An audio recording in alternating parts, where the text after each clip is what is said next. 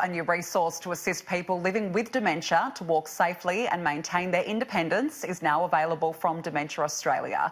The Walking Safely with Dementia resource has been launched to coincide with National Missing Persons Week.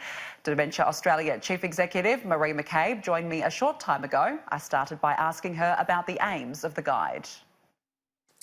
The aim of the resource is to support people's independence, and some of the research that's just come out of the United States says that around 60% of people with dementia get lost at some time, and having trouble with directions and getting lost is often an early symptom of dementia. So we really wanted to develop something that supports people to do the things they love, to maintain their independence and to maintain their health and well-being as well. And how does this work? How does the resource itself work?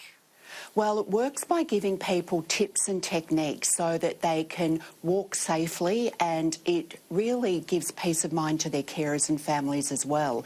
And so some of the tips on the resource are about joining a walking group.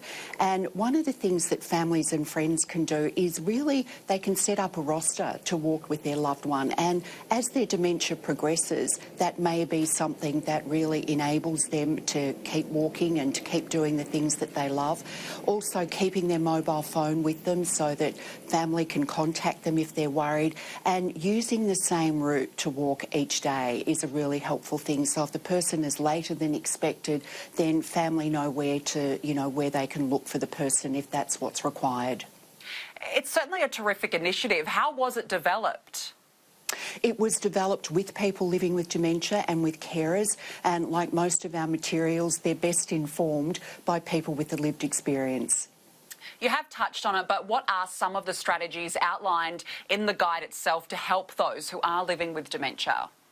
Well, some of them are about walking the same route on a regular basis, keeping your mobile phone handy.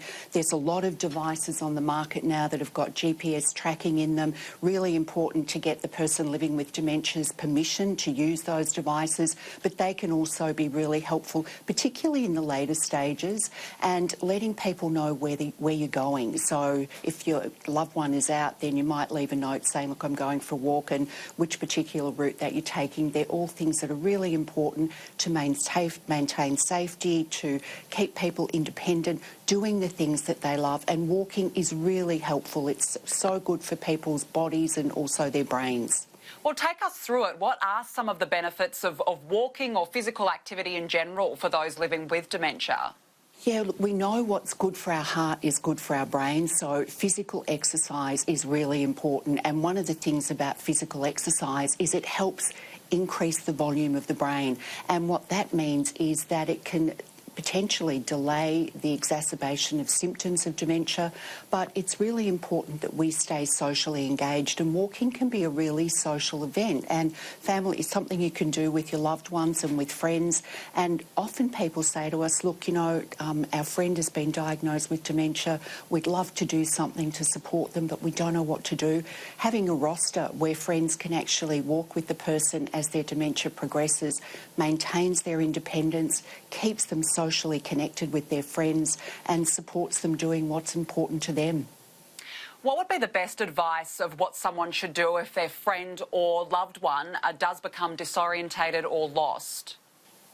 Well, I think it's also really important to say to the community, if you do see somebody that's looking confused, please go and ask if they're okay.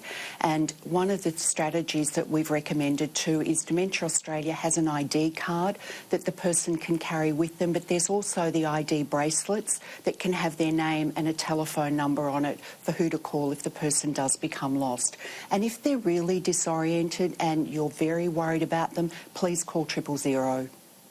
You mentioned a study from the US Alzheimer's Association that around 60% of people living with the disease will become lost, and that's often one of the first signs or symptoms that someone is living with dementia.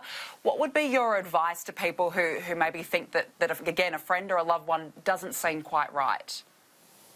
Well, I think it's important to be able to assess where the person's at, and it may be something that you can do with your GP, but we know that dementia is a progressive disease, so it may be that as the disease progresses, we need to put into place more safeguards. So in the early stages, the person is quite able to walk independently around areas that they know well, but as the disease progresses, it may be then that, you know, you consider making sure they've got their mobile phone with them, that they may have an ID bracelet, and with the name of who to contact if the person does get disoriented or confused. And how can people find out more about this guide? Please go to the dementia.org.au website and you can put into the search engine Walking Safely with Dementia, and page 6 is where all of the tips and strategies are. A wonderful resource. Marie, appreciate your time. Thanks for coming in today. Pleasure speaking with you, Danica. Thank you.